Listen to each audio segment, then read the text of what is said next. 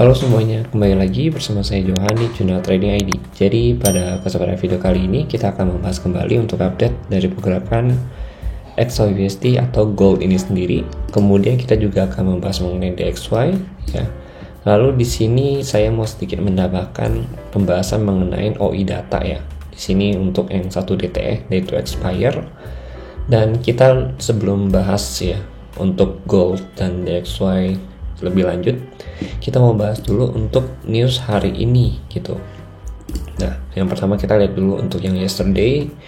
Untuk yang yesterday kemarin ya, untuk yang hari kemarin untuk ADP-nya ini bagus ya, dimana sesuai dengan ekspektasi pasar. Bahkan kalau kita perhatikan ini di atas ekspektasi pasar ya, yaitu 164. Lalu untuk initial jobless claim itu juga bagus ya, klaim penganggurannya melemah.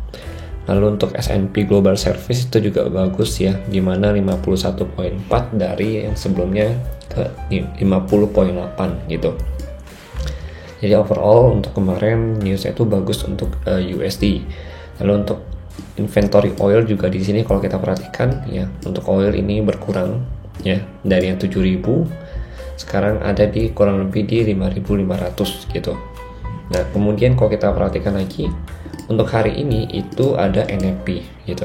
Nah, NFP di sini yang pertama di jam 20.30 ada pendapatan per jam ya untuk karyawan monthly-nya itu dari 0.4 turun ke 0.3 ya. Ini kalau kita lihat dari forecast-nya ya.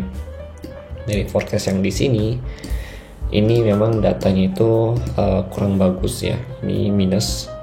Lalu untuk non-farm payroll atau NFP-nya ini dari 199, oke, diforecastkan turun ke 170, ini minus juga gitu. Oh sorry, ya ini artinya minus juga. Nah kemudian untuk tingkat pengangguran ya di sini itu dari 3,7 turun naik ke 3,8, nah ini minus juga.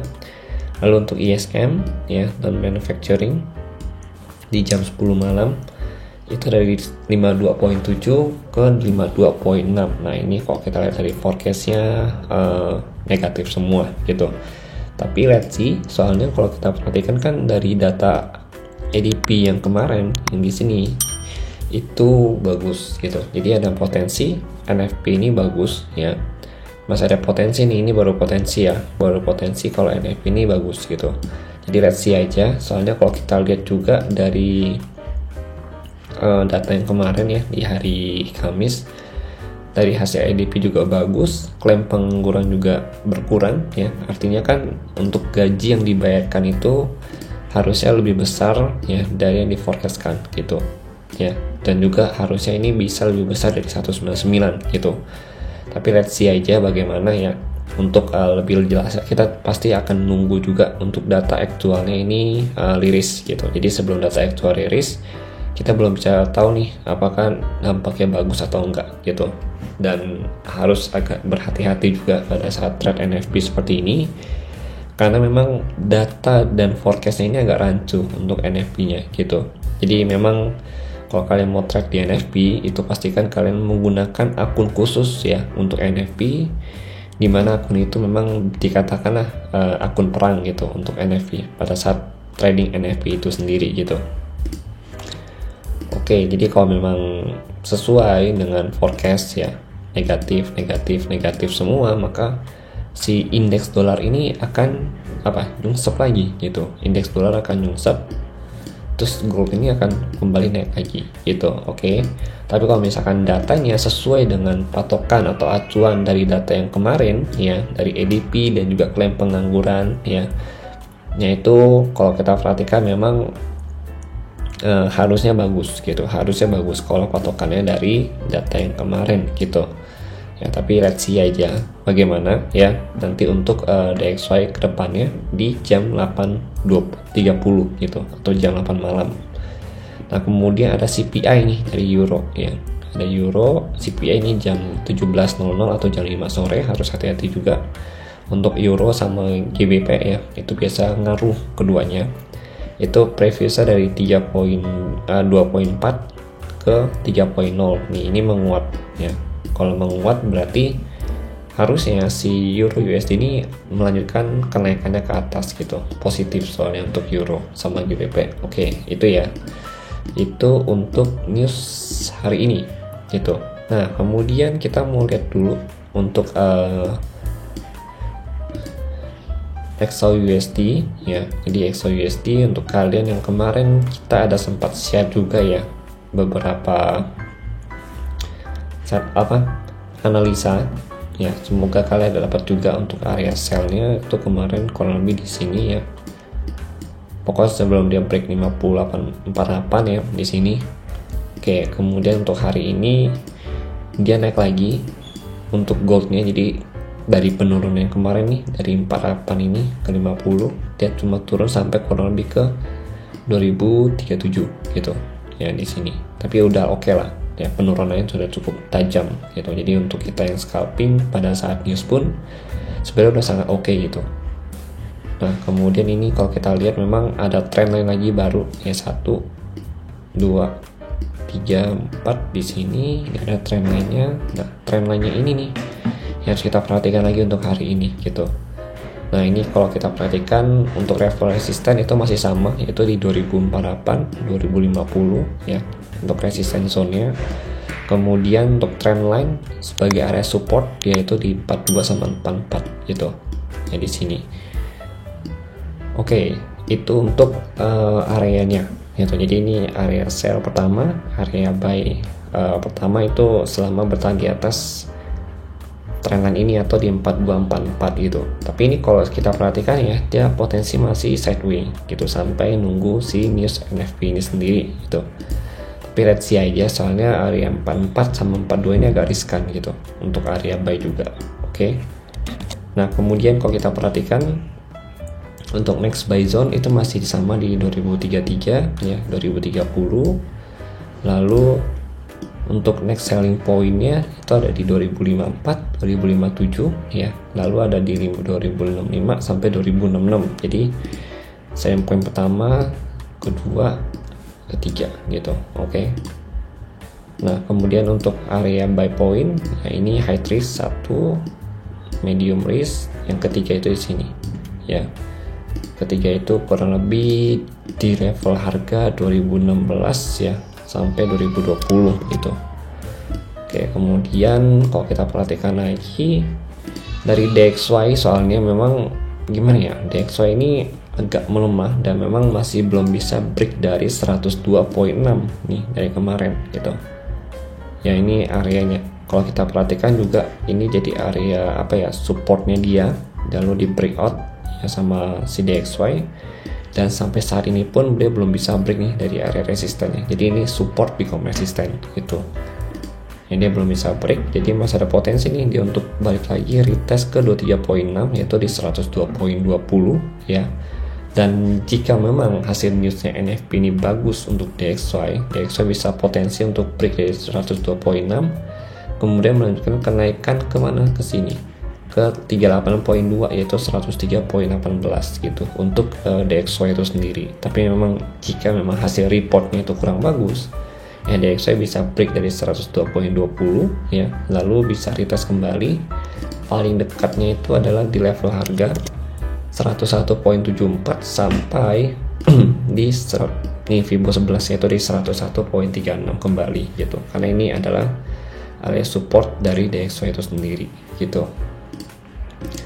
Oke, itu untuk DXY. Nah, ini untuk gold sendiri kita mau cek dulu nih pivot levelnya.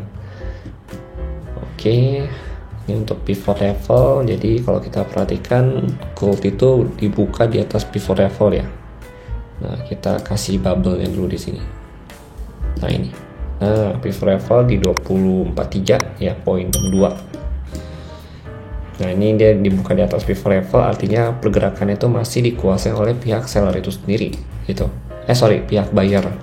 Dan kalau kita lihat dari volume, ya ini volume juga masih merangkak naik ya, sesuai dengan struktur harganya dia naik di sini. Artinya kalau volume semakin besar ya, berarti buyer ini masih makin kuat, masih kuat ya bahasanya gitu. Berarti untuk kita ancang-ancang ambil sell pun belum efektif gitu. Minimal kalau kita mau ambil sell pun kita perhatikan dulu nih volumenya, apakah volume buyernya ini ada penurunan di next candle-nya atau tidak gitu. Kalau misalkan belum ada penurunan, ya lebih baik kita nggak ambil sell dulu ya, dan kita tunggu aja dia di area sell yang lain, itu misalkan di 54 atau 57 ya kan gitu. Ya pokoknya kalau kita main forex begini ya, atau kita main namanya di pasar, itu kita harus menyesuaikan ekspektasi kita dengan pasar gitu. Jadi jangan sampai kita memaksa si pasar ini menyesuaikan dengan ekspektasi kita gitu, itu bahaya gitu. Oke. Jadi perlu diperhatikan kembali ya. Tetap area-area ini yang saya sebutkan ya dari dulu ya, kita masih butuh konfirmasi ulang gitu. Jadi jangan sampai kalian setiap masuk zona ini langsung sell nih gitu. Jangan gitu, soalnya memang masih butuh konfirmasi. Nggak semua zona yang kita sebutkan di sini tuh bisa dipakai gitu teman-teman.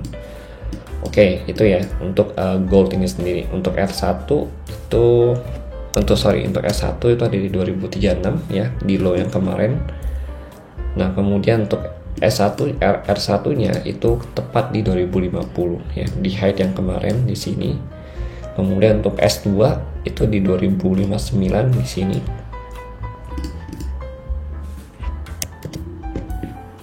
Dan kalau untuk S3 itu ada di 2065 gitu. Oke, di sini ya. Kalau untuk S2 itu kurang lebih di level 2028 dan S3 itu di 2021 gitu. Oke, itu. Jadi kurang lebih ya nggak jauh-jauh banget dari area yang udah kita tetapin ya dengan menggunakan area SND ini. Tinggal disesuaikan aja nanti sama si marketnya itu sendiri gitu bagaimana. Lalu kita mau lihat juga dari OI data. Oke, kalau dari OI data ini saya pakai yang one day to expire, artinya expire hari ini. Jadi kalau kita lihat kan harga saat ini ada di 2045 ya, sebutkan lagi gini gitu. Berarti the next support resistance itu di 2050, 2060 sampai 2075 gitu. Andai kata hasil news DXY ini memang betul jelek ya, dan DXY-nya ini adalah down, ya DXY turun, ya berarti gold ini akan mengalami kenaikan kurang lebih dengan target harga di 2060 ya sampai 2075 gitu. Tapi andai kata hasil DXY ini bagus ya sesuai dengan forecast yang kemarin ya, ADP dan jobless claim-nya itu bagus ya, dan memang hasil NFP juga bagus, maka gold bisa turun kembali kemana nih, kita lihat nih, ini kan put money-nya ya, itu kurang lebih bisa ke 2030 ya, kemudian 2025, 2020 sampai terendahnya itu kita perhatikan sejauh ini sih di 2005 gitu. Jadi ada 4 ya yang jadi patokan untuk kalau kalian mau ambil scalping buy si gold ini sendiri gitu. Oke teman-teman, jadi begitu. Ini kalau dari OI data ya. Kalau ini dari call-nya ya, call-nya itu paling baik di 2060 sama 2075, selebihnya ada di 2100 gitu. Oke teman-teman, jadi mungkin sekian dari saya untuk penjelasan gold hari ini ya.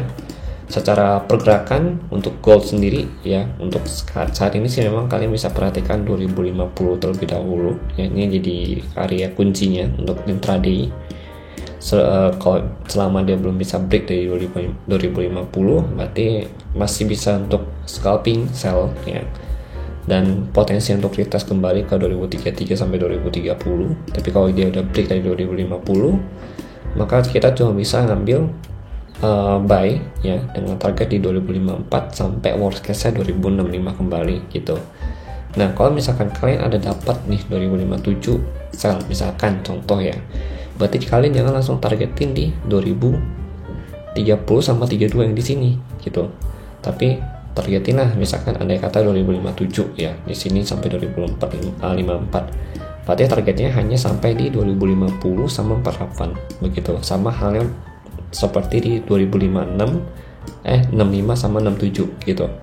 Begitu andai kata kalian dapat sell di sini, targetnya jangan langsung ke 2030 2033 gitu ya, jangan ke sini, tapi targetnya langsung ke mana, targeting paling jauh ya, paling jauhnya itu di 2058 misalkan contoh, atau 2057 sampai 2054 gitu teman-teman. Oke. Jadi targetingnya itu bertahap gitu teman-teman, jangan langsung diambil dari ujung ke ujung gitu. Itu gimana ya, agak sedikit riskan ya soalnya gitu. Jadi memang much better kita amanin dulu ya kalau udah profit di forex ini, apalagi nanti hari ini ya, hari Jumat ada NFP, jadi much better kita play safe aja dulu. Oke, jadi sekian dari saya, terima kasih dan sampai jumpa pada video berikutnya.